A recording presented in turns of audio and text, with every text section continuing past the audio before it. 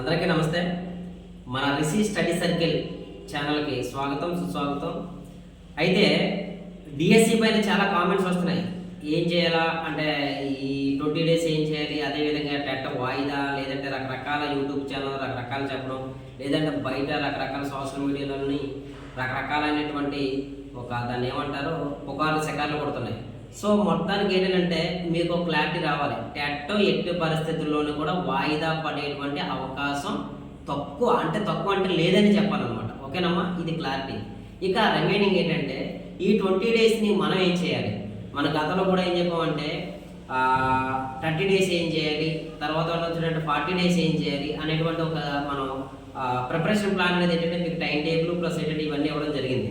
ఇప్పుడు ఏంటంటే మన రిషి స్టడీ సర్కిల్ నర్సీపట్నంలో కోచింగ్ సెంటర్ ఇస్తున్నాం కాబట్టి అందులో మనం ఎలాంటి ప్యాటర్న్ అయితే అవలంబిస్తున్నాం అనేటువంటిది పూర్తిగా నేను చెప్పడం జరుగుతుంది.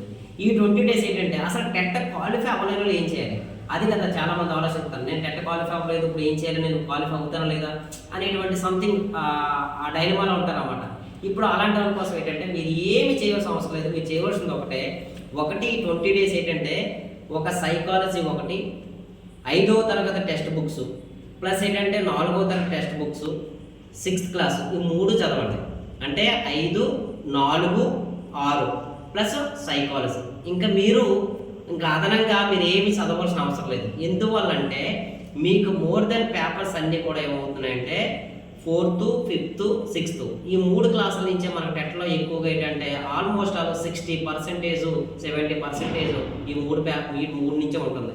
తర్వాత సైకాలజీ 30 మార్కులకు మీరు ఎలాగ చదువుతారు.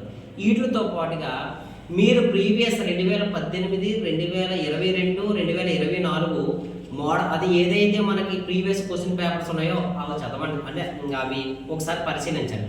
అవి మీరు చేసుకొని వెళ్తే ఆ టెస్ట్ పేపర్ ఏదైతే మనకి ప్రీవియస్ పేపర్స్ ఉన్నాయో 2024, 2022, 2018 వాటితో పాటుగా మీరు చేయవలసింది ఏంటంటే 4th class, 5th class, 6th class text books.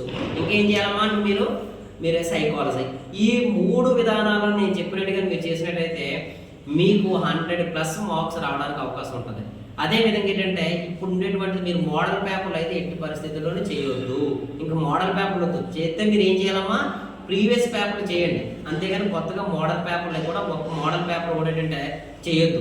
ఎందువల్లంటే మోడల్ పేపర్లు చేస్తే మళ్ళీ గందరగోళానికి గురవుతుంటారు అన్నమాట. మీరు అలా కాకుండా ప్రీవియస్ క్వశ్చన్స్ మీరు చేయడం వల్ల అడ్వాంటేజ్ ఏంటంటే క్వశ్చన్లు ఆల్మోస్ట్ అలా కొంతవరకు రావడానికి అవకాశం ఉంటుంది. అర్థమైందా? మీకు మన నెక్స్ట్ ఎగ్జామ్స్లోని ప్రీవియస్ క్వశ్చన్స్ రావడానికి అవకాశం ఉంటాయి అన్నమాట. సో ఈ విధంగా మీరు టెట్ ప్లాన్ చేసుకున్నట్టయితే మీ ఆరోగ్యాన్ని కాపాడుకుంటూ ఈ 20 డేస్ కూడా మీ ఆహార నియమాలు కూడా చాలా సాత్విక ఆహారం తింటూ మీ ఆరోగ్యాన్ని కాపాడుకుంటూ మీరు ప్రిపరేషన్ ఎలా తయారు చేసినట్టయితే టెట్ క్వాలిఫై అవ్వడం కూడా క్వాలిఫై అవుతాడు.